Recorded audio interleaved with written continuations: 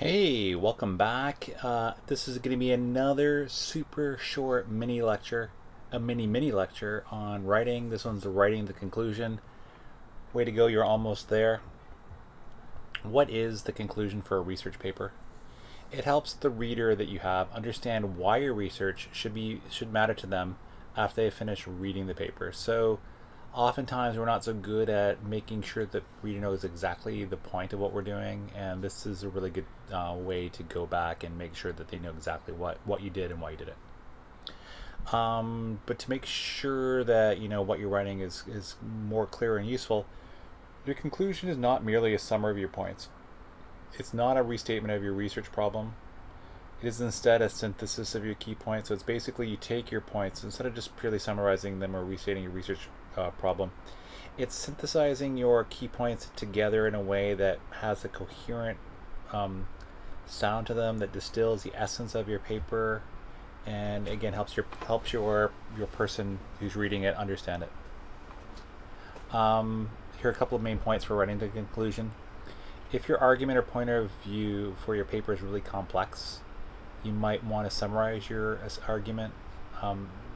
Sometimes, again, if you have a common reader who's not a specialist in your field, this can really help them understand what you were just talking about. Number two, if prior to conclusion you have not yet explained the significance of your findings, or if you're proceeding inductively, like you're going for points, individual points to make a larger point, use the conclusion to add your points up and to explain their significance.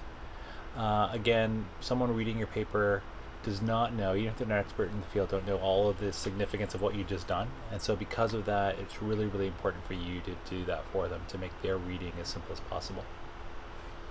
Two more points.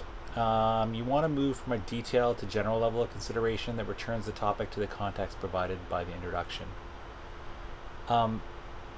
So again, your paper has a ton of details in it.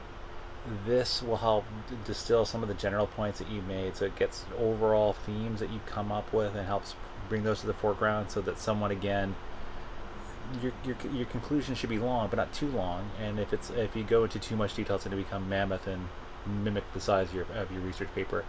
Try to be more general so that you get the main points of your topic into a short distilled place. And then finally, suggest what about your topic needs further research. Oftentimes we have limited budgets, limited time, limited resources, limited subjects to study. It is really good to pay your research forward and tell the next researcher who reads your fantastic paper what they need to do to hopefully work and develop your work into something even better. That was writing the conclusion of a research paper. Thanks for listening. I look forward to seeing you again soon. Take care.